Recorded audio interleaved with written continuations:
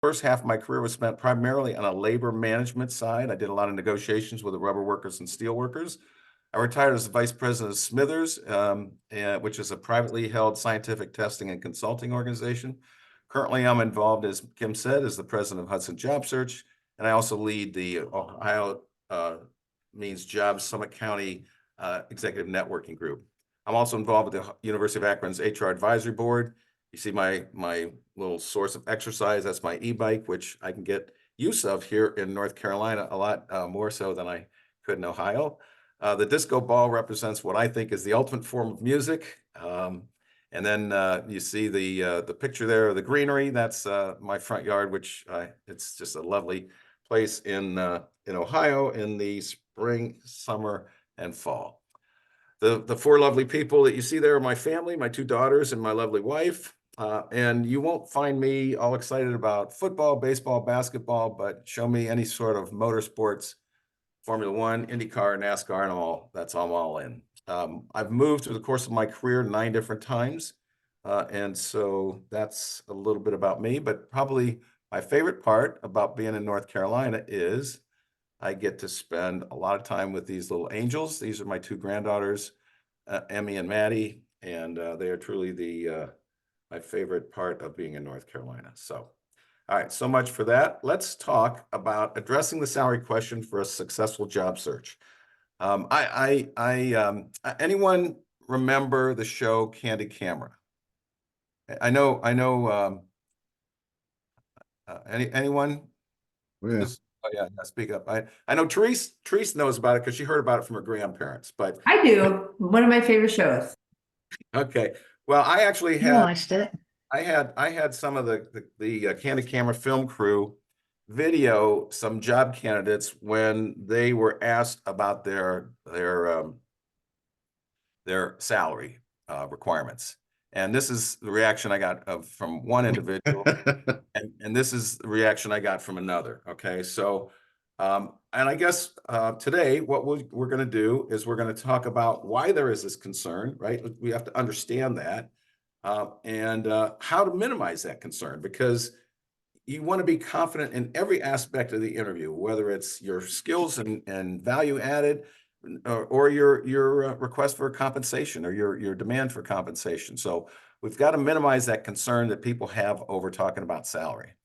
And then how specifically to address the salary question. And I have a golden nugget. If you walk out of here with nothing else but this golden nugget, actually it's a golden ticket. This is probably in 98% of the times, it's going to allow you to totally diffuse any concerns you have about whether or not you're going to be at a disadvantage because of the salary question. Okay, so let's move on. Oh, and then as a bonus, I'm going to share with you how to negotiate the offer, and we'll talk about that a little bit. All right. So one thing is a requirement, though, to move forward with this presentation, and that is you got to participate and you got to smile. Now, I don't want to see a bunch of grouchy folks out there in the audience there. So, all right. First of all, let me ask, and just speak out loud here. Just speak up, turn off your mics, and just speak out. Why are you personally concerned about sharing your salary requirements with a company? Anybody want to be the first? Now, I want to warn everybody that if you don't answer volunteer on your own, I will voluntold people. I'll go. I think one thing that, especially in this current environment where they ask you up front, is, am I going to get knocked out of the running if my salary is too high, even though you put a range in? Being in the mid 40s range and having been a senior level executive, sometimes that is a concern. Okay. One thing I'm noticing, especially in marketing, they want you to do a lot for a little. Okay. And so that's one of my biggest concerns. Am I going to knock myself out of the running? Am I going to be overqualified? Okay, great. Anyone else have a different thought? Trevor? Other end, although this is the first time I've had the concern of pricing myself out. Previously, I was afraid of, I don't want to say, leaving money on the table. Right. Yeah, you don't want to leave money. Okay, so two, opposite ends of the spectrum. You don't want to overprice, but you don't want to underprice. So I can understand why so many people get concerned about that, but we're going to talk about how to fix that. But, and why do you think, let's go over here. Why do you think employers ask this question to begin with? Is it to make you uncomfortable, to get you off your game in the interview? Or why do you think employers ask the question about your salary requirements? Michelle, what do you think? Michelle Schuster. They want to know if it falls within their range, even though they don't always tell you first what their range is. So to me, I feel like it's a push and pull. Right. So yeah, they want to find out basically. I mean, in simple terms, they want to find out if we're in the ballpark, right? I mean, if a job is, if I'm a HR person and I've got a job that's going to pay $80,000, and somebody comes in and they say they want $160,000, guess what? I don't need to spend any more time with that individual, and they don't need to spend any more time with me, right? Similarly, if somebody comes in and they say, and they're looking for 40,000 and I'm paying 80, unless there's been some really, something really off in the past, I'm going to think that person's really not qualified for what I'm about to hire for. So it's not any malicious action on the company's part. It's not to throw you off your game. It's really just to save time for both the employer as well as for the candidate. Okay. But this really doesn't address, the issue, why you're concerned. So one of the things that I learned from my early labor days is that there's two sides to every story. There's the employer's side, there's the candidate side. How do we bridge that gap? How do we get it so you feel comfortable with your salary requirements, and we still allow the employer to get what they need so that they're not wasting their and your time? So since I'm not talking to employers tonight, I'm going to focus on what we can do to minimize your concerns, not the employer's concerns. All right. So that's what the focus that we'll have over the next couple of minutes here. All right. So there's really three keys for you to get to the point where you're comfortable with not overpricing or underpricing yourself. Okay. Does that sound like a good deal? Only three things you have to remember. All right. Let's take a look at them. The first one is you've got to know what's important to you. And one of the things that surprises me so many times is people have different requirements when they're looking for a job. Okay. And let me just throw it out again to people here. Just tell me what's the most important thing for you in your next job. So let me go with Eric. Eric, what do you think is the most important thing for you in your next job? Challenging work that leads to growth, both personally and professionally. Boom. All right. Now, and how about you, Matthew? I think one thing that's becoming more and more important is work-life balance. Okay. Outside of money, of course. Okay. Well, yeah. See, I think it was kind of interesting that the first two answers didn't involve money, right? And so we'll come back to that. All right. So the next thing you need to know is the market, right? And I'm going to give you some tools. You say, Mike, okay, that's great. How do I know what the market is? I'm going to give you some tools, some relatively easy tools for you to use so that you can make sure that you know the market. Okay. So you got to know your requirements. You got to know the market, and you've got to know the company. Whoops. You got to know the company. And again, we'll talk a little bit about, well, what do you mean know the company, Mike? I've done some research on the company. What does that have to do with my salary? Well, just bear with me and we'll talk about that. All right. So actually, to get some of the graphics for this, I actually, went back and here's a baby picture of Kim when she was first doing some of her work. She was adorable back then, wasn't she? But anyway, so the first thing you need to do is find and know your requirements, right? Let's identify what your requirements are. And as we found in talking to a couple of folks, the first thing wasn't necessarily comp. Benefits is, I worked with, we worked with a number of clients, and they said, Michael, I make a good salary, but I'm on my own. I don't have any benefits. And, you know, the most important thing for me is to find a job with good benefits. Actually, they say their spouse had made good money. They just want to find a job with benefits because, you know, that's what they need. That was more important than compensation. So that's important to know. You know, is work-life balance more important to you? Some people say, well, you know, money's not the big thing. It's, am I going to have time to live my life as opposed to be you know, a slave in the office? Working from home is also an important aspect. I had one individual, she was more concerned about a title. She didn't feel like if she didn't get the right title, she would be effective in her leadership role. And that was more important to her, that she was willing to sacrifice compensation to get the right title. And growth opportunities, as as Eric pointed out, right? You know, that's important, you know, and so maybe salary's not as the number one, it's the growth opportunities and, you know, the salary that can come with that. So it's absolutely vital for you to sit down, kind of figure out, okay, what is my hot button? What are the things I want to have?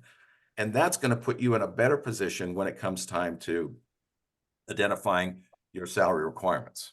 All right, let's move on from here.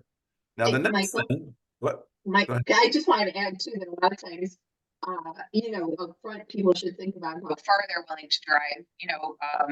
Sometimes as they're searching, they begin to go, all right, well, an hour isn't so bad, or 2 hours isn't so bad, whatever it may be. And you kind of, all those things need to be kind of set up so that you feel comfortable about your decision. Yeah, absolutely. Yeah. You know, and again, that list that I gave was not all encompassing, right? I mean, you know, there may be things that are more important to others as well. Now, again, you know, working with Kim is, you know, a real environmentalist, real health and safety person. And so here's her favorite market where she goes and gets all her fruits and vegetables. Get And that. so Organic. It's good stuff. that's right. So you've got to know your market, right? So, okay, Mike, you said you're going to give me some nice, easy ways to figure out the market. Yeah. Okay, here we go. Let's start. The first one is ONET online. How many? I'm going to stop sharing for just a minute. All right. How many people here have used ONET online before? Raise your hands. Okay, about half. About half. Okay. And this is a tremendous tool. It's available to everybody. Let's see here. Back to this. It's available to everybody online. You just go to onetonline.org. Let me show you just one slide of what it can do for you. So this is a job for a marketing manager, okay? And this can show you, well, I think I have 2 slides. This can show you the range for this job. But the other nice thing about it is it'll break it down. You can put in your zip code and it'll give you that data. You can see here on my slide, you look down here at the bottom here, it shows it for the United States, it shows it for Ohio, it shows you for Akron, Canton, Massillon, Cincinnati. So it gives you a good idea of the range of for the position, okay? And so I would encourage you to take a look at that, okay? That's a really great way to get a big picture view of what the market is for the particular job in the market that you're looking for, right? Really powerful in that regard. Very simple, very easy to use. And if you need help with that, you know, advisors can help you, or you could even get help at the library as well. So the next one is recruiters. Now, I'm probably not the biggest fan of recruiters in the job search, but if you can work with a recruiter that's in your field, they have a tremendous amount of knowledge of the various companies, of the different jobs, and you know, if you build a relationship with them, they're more than happy to share that compensation information with you. You could bounce off your ideas as far as based on your experience and your skills, what should you be able to get in the market, and a good recruiter can tell you that, okay? So I think, you know, from that standpoint, I think recruiters worth their weight in gold, all right? The next, and this is probably the most effective way. Now, let me stop sharing for just a minute again. What percentage of the jobs, the jobs that most of us are going to get are what? They're not the hidden jobs, right? They're not the hidden jobs. most of us are going to find the jobs that have been posted in the company internally. And when they're not filled with internal folks, they become available to people on the outside, right? And I'm here to tell you that many companies, when they post a job internally, they post the salary requirements, they post the salary range so that the candidates can apply for them. So one of the things that you'll hear from job coaches everywhere, whether it's North Coast, whether it's North Canton, whether it's Hudson Job Search, or how many jobs, everybody preaches, network, right? Network. Try to network with somebody in the company. And if you can, and you can ask them if they've seen that posting and if they can tell you what the salary range is for that particular posting. And, you know, if you do build a relationship with them, you could even go so far as that, you know, even if it's not posted, you know, they may be able to go to the HR department and find out a little bit more, say, hey, look, I know somebody who's interested in this position. Can you tell me what the salary range is? And I would tell you 8 times out of 10, you'll be able to get that information. So once again, 3 relatively simple, easy ways for you to make sure that you know that the salary or the compensation information that you're looking for is within that ballpark that we showed a few minutes ago. All right. Any questions? All right. So now, okay, Michael, I hear you. I've done my ONET online stuff. I've talked to recruiters. I've worked with network contacts. I got some really good information here. So what's next? Well, oh no, I'm sorry. I didn't go to the 3rd step here. So that's know the company. Okay. And here's Kim, you know, she's trying to do some research on different companies and how to use the internet. And so let's see. So you need to know the company. So you need to do your research. And one of the things you want to take a look at is what's the history of the company? Is this a stable company? Is this a company that has ups and downs, layoffs and hires and layoffs and hires? You know, for those folks who are in the Hudson area, I mean, Joanne Fabric is kind of like up 1 year, down the next year, up 1 year, down the next year. That's their history, right? Not that hard to find that out. Most companies, you can get a good idea of, you know, of their performance over the years. That's important. If a company is pretty unstable like that, guess what? Their compensation package is going to be probably not at the high end of the scale, right? You also want to know the culture of the company. You know, is it a company that's very paternalistic, that takes care of its employees, or is it a company that just churns people in and out? You take little tykes, you take step 2, those employers will run people through the mill in those companies. And I I hope there aren't too many people who are associated with either of those organizations or all 3 of these organizations I've used as an example tonight. But the fact is, you know, I'm talking of public information. I'm not, you know, going out there on a limb. So know the culture, know if they're paternalistic, know if they're, you know, very financially strapped and so forth. And just their attitude toward employees. You know, do they churn employees? Do they, or you know, are their employees there for longer periods of time? And this is all things that you can find out well in advance from your networking. Remember that name. It's spelled networking. So do that and it'll help you out. All right. Now I kind of got ahead of myself before. So once again, Kim's out, you know, planting her Christmas tree in her backyard, and she's taken all this information and she's put it in her little portable blend jet. So she's taken her market information, she's taken her requirements, and she's taken her company history information. She puts it in this blender, spins it up, and comes up with a number, right? Based on all that information, you should be able to come up with a pretty darn good number for your salary requirements, okay? All right. Well, thank you, Kim. We really appreciate all the effort you did to help us make this an interesting presentation. All right. Welcome. Now, okay, we've got this salary information now. We've got our number, right? So when are you going to have the opportunity to use it? Well, there's 3 stages in the job search where you're likely going to be asked about your salary requirements, okay? And the first one is applications, right? And I can't tell you how many times candidates tell me, oh, Mike, I got that application and I just stared at it for 30 minutes. I was afraid to put a number down because they won't let you put negotiable anymore. You got to have a number. And then there's the phone or Zoom screens. I mean, however companies do them nowadays, most companies are doing Zoom, but there's still a few that do phone screens. And then there's the actual interview itself. So that question is going to come up to you in one or more of these different meetings. All right. So how do you handle that? Well, I'm here to tell you. First off, and again, for everything, I always like to try to understand what's the purpose. Why, again, why do companies want to know your salary requirements? To find out if we're in the ballpark, okay? Why does a company do an application? Well, its primary objective is data gathering, right? There's all sorts of information in there about your personal information. There's EEO information, there's legal information. So the application itself is a data gathering tool for employers, all right? And they will ask you your salary requirements. But if you get that, just use your number.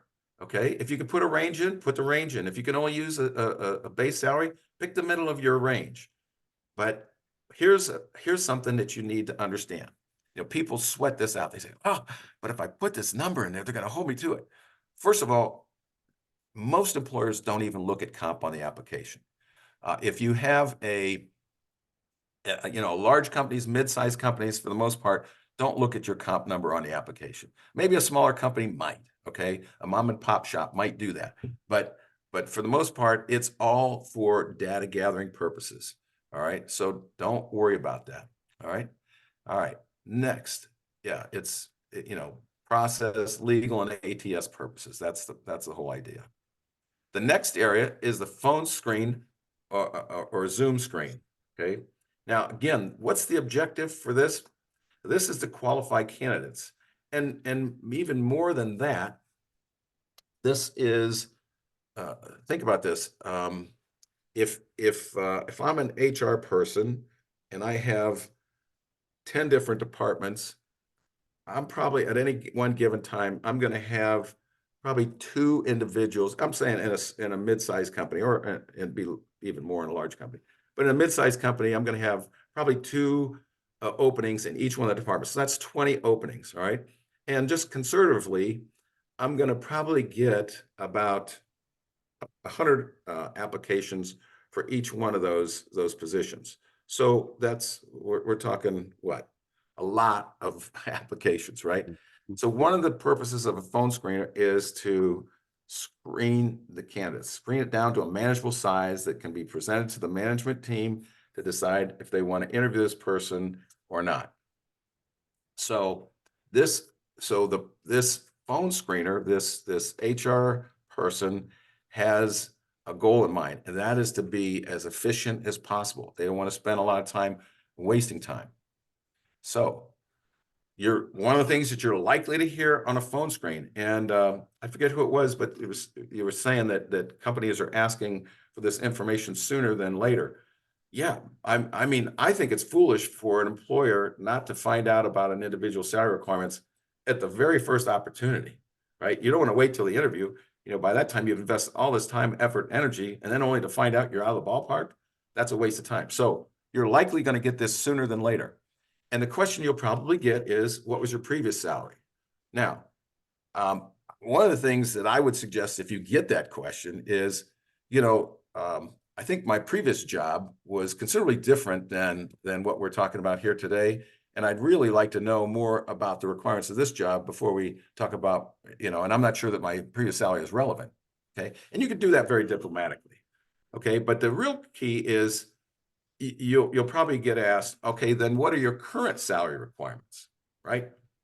And this is, okay, again, like I said before, if you walk away with nothing other than this today, this is your surefire way to make you feel comfortable. And that is, instead of giving them your salary requirements right off, you can say, would you mind sharing the salary range for this position? Okay. Now, again, remember that phone screener, their goal is to try to get through the process quickly. So they're going to be 99 times out of 100, they're going to be very open to telling you what that range is, right? So then that takes all the mystery out, right? You don't have to worry about whether you're too high or too low. You'll know right then and there, are you within a range? And you can say, well, you know what? I think, you know, we're within, I don't think salary is going to be a problem for us with that kind of range. Okay. And you move right on, right? Because again, what's their motive? Their motive is to get through. And the sooner they can find out if you're in or out, the better off they are. So again, I can't tell you how many times candidates have come back and told me, Mike, oh, this was such a relief. I just asked them that question and they spilled the beans. They told me what the range was, and I didn't have to sweat it out afterwards. So again, that's just so important. All right, moving on. The next thing you're going to find is the interview. And if you haven't been asked your salary prior to this time, you know, you'll certainly get it here. And, you know, again, keep in mind the objective for an interview is a determined fit. All right. And I'm going to give you a couple of different responses, but these all can be, you can all, you know, match them up to your own particular circumstances. So again, the first one is, you know, would you mind sharing your range for the position, right? I mean, again, use that golden ticket. Try that one first, right? Another way to do that is, you know, considering my qualifications and experience for the position, what compensation level do you feel is appropriate? So that's the same way of asking that question, but it gives you an opportunity to plug your qualifications and experience, right? Employers love that. Employers want to know about your qualifications and experience. And if you've gone through and done a good job laying those out, you know, that's going to make it a lot easier for them. Okay, so that's one. And then here's another one that's I think is really good for, especially for people that are experienced professionals like yourselves. You say, and I'm going to use this in the case of a manufacturing operations role, but you can say, keep in mind that, Mike, that I've got 10 years of experience in manufacturing operations, which means I can practically be productive from day one. Given that, what range of compensation are you considering? Right? So once again, you're flaunting the fact that you bring value day one. That is attractive to employers. They've got a problem, they want it fixed. Now, we all know there's going to be some learning curve and so forth, but the fact is you're not a total greenie and you don't have to be, you know, brought up from diapers, right? You're ready to roll in a relatively short period of time. Okay. Now, you know, and you may find some employers, to be honest, I was one of these guys. Okay. Shame on me, but I would insist on a number. No, hey, look, Susan, tell me what your salary range is. And, you know, if that's the case, then go back to your number that you got out of your little blend jet, right? And you say, hey, my goal is a salary in a range of X to Y, consistent with my skills and experience in the market for similar positions. Now, but the important thing, you don't want to end it there. You want to go on and say, is that within range of this position, right? So once again, you're getting the range, right? Or you're getting a good flavor for whether the range is consistent with where you are. And if you've done, you know, the work that we talked about earlier, you should be in really good shape. Okay. All right. Now, so what is Hamlet doing in a salary compensation presentation? Anybody have any ideas? I can't just let this go. I got to pick on somebody here. So, Gary Dar, what do you think? Any thoughts on this? I believe Hamilton was involved with some, I forget his exact position, maybe Secretary of the Treasury at one point. No, this is Hamlet. This is Hamlet. Oh, I thought you said Hamilton. I'm sorry. No. It's Shakespeare, but that's Shakespeare, isn't it? We can't see because your captions are over where it says. Oh. Let's see. What if oops, shoot.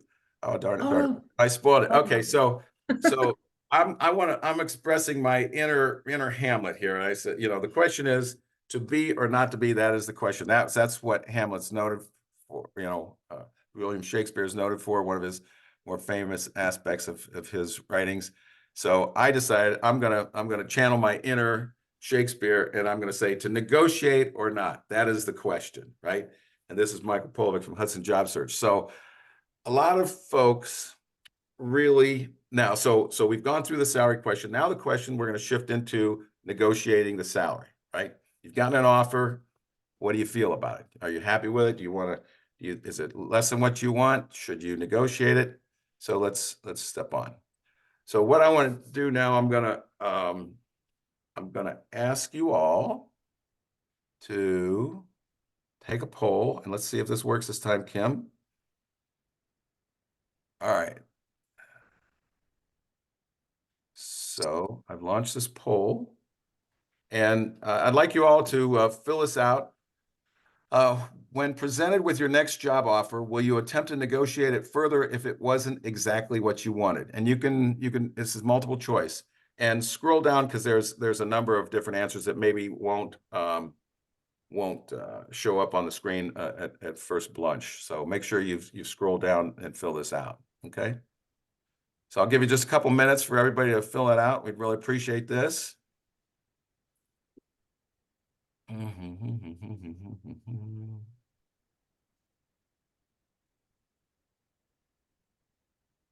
Now, this is a pretty experienced group here. Are we about done? Yeah, 20 out of 20, 100% answered. Okay, I'm going to end the poll. All right, and share the results. So 9% said, no, I'm just anxious to get an offer. Another 9% said, no, I'm afraid the company would rescind the offer.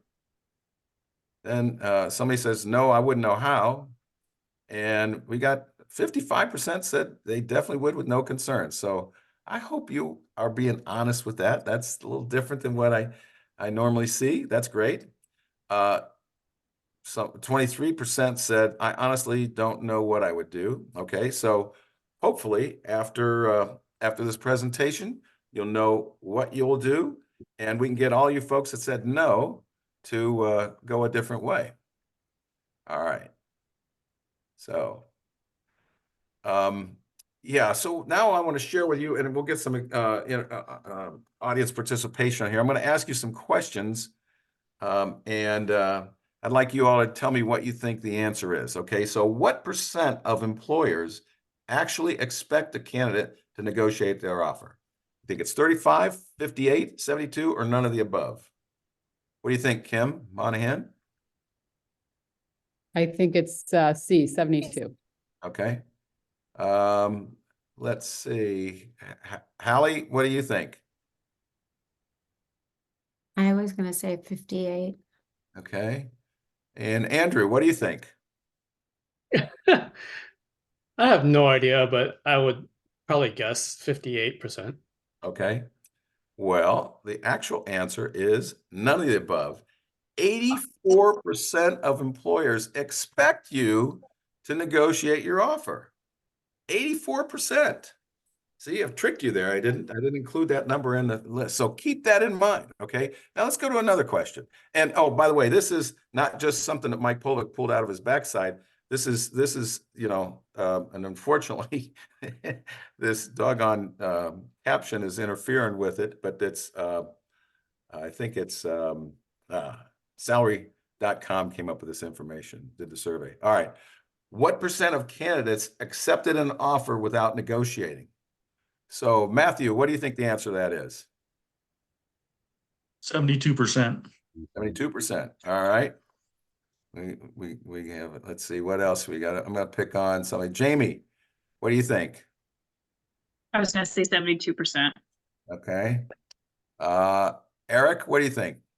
I think we'll go consensus, 72%. How many? 72? That's my guess. Yep. All right. And the answer is 58% of candidates accepted an offer without negotiating. So again, we're leaving money on the table, folks. Okay. So now let's go to the next question. What % of candidates who negotiated were successful with their negotiations? So Lauren, what do you think the answer to that one is? I think 85%. 5%, says Lauren. Okay, anybody want to disagree with that? Trevor, what about you? This question is, are we talking about getting the email that I hit him back with about vacation pay, or I get part of it? Because I think if you hit them with more items, like, oh, I want my pay to be a few $1,000s more and I want another week of vacation, you're liable to find that, at least in my experience, vacation is something surprisingly I found that they're able to cave in on. You can't negotiate the healthcare package generally. But Right. anyway, I'm gonna say it's gonna be I'm gonna say 72% probably. 32%. All right. And let's see, who else do I got here? Charles, what about you? I think 58%. 58%. All right. Let's see what the answer. And the answer is 85%. Lauren was cheating. Those marketing folks, they can look ahead on your presentation. So I kind of got so yeah, 85% of candidates who negotiated were successful in getting more than what their initial offer was. So what do these three facts, and again, this isn't just something that Mike Polovick pulled up. There's data behind this, and if we ever figure out how to stop this The captions. the captions, thank you. Then you'd be able to see that, but I can get that for you. All right. So what does this tell you? For all those folks that said, I'd be afraid. There was one question up there, I'd be afraid the company would rescind the offer. Okay. Now, if you go in there and they offer you $100,000 and you ask for $200,000, yeah, I'd rescind the offer. Right. But if you're reasonable in what you're trying to achieve, and if it's consistent with the market data that you have, and that whole process that you had of getting the number and finding out, from the recruiters and from your network contacts inside the organization, if it's consistent with that, then go for it. Okay. Most of the times, the only downside is they can say no. Right. They can say no. Now, actually, I have a friend who runs a law firm, and I had to chide him because, prior to me talking with him, I would claim that I know of no employer that's ever rescinded an offer because somebody tried to negotiate. But this friend happens to be a real jerk, and he did that once. Okay, so I can't, but the odds are very, very, very low that would ever happen. So again, use good data, use diplomacy, and act smartly, and you can do it. Okay. All right. So, and primarily the way to do this is there's really 7 steps to the negotiation process. One, you want to express appreciation for the offer that you've been given. You want to definitely do that. You want to highlight the market research that you did. You want to highlight the value that you offered, that came out in the interview itself. You want to remind them of that. You want to tell them what your salary expectations are, ask them what their perspective is, close, and then whatever that 7th item is, I'll find out later. But that's really the key. Now, here's another little bonus I'm going to offer. Oh, and yeah, this is if you the golden ticket is the one thing you should walk away from here with. But if you want a very, some people say, Mike, I don't feel comfortable negotiating and talking about myself and doing all this stuff. Okay, here is the most successful, non-aggressive negotiation approach. Okay, again, very simple. And I'd like to take credit for this, but a good friend of mine, Mark Gonska, actually came up with this, and I think it's magic. There's 8 words that you use. Okay, when you get your offer, you say, do you have any flexibility in your offer? And you're kind of shaking your head yes as you're asking that question. Okay. That's a really, really tough thing to just say, hell no, take it or leave it. Right. If you present it nicely, I mean, it's the most soft, underhanded toss that you could ever try to use in terms of negotiating. an increase in your offer. So if you don't feel comfortable with the earlier approach that I mentioned, then by all means, at least give this a shot. It's your life, and typically, once you start with an organization, the increases you're going to get, unless you get some big promotions, are going to be merit increases or cost of living increases. So the time to get the best deal you can get is when you start. Okay. So, and keep in mind, if you've gone through the interview process and they've made you an offer, guess what? They've got their hopes up. They're like, okay, we got the HR person's going to the manager and saying, hey, Therese, I got you the perfect person. And, we're going to close the deal with the offer today. They don't want to go back and say, person turned me down because I wouldn't come up with an extra $3,000 or an extra week of vacation or something like that. They're going to, that manager will throw them out, right? They don't want to do that. So if you're that far along the process where the company wants you and they understand the value you can bring, you've got a little bit more power than maybe you think you have. Okay. And don't be bashful to take advantage of that. All right. Yeah, and again, see, full credit. So if anyone, if Mark says, hey, you're stealing my thunder, I just want everybody to know I gave him full credit for that. All right. So let me just stop.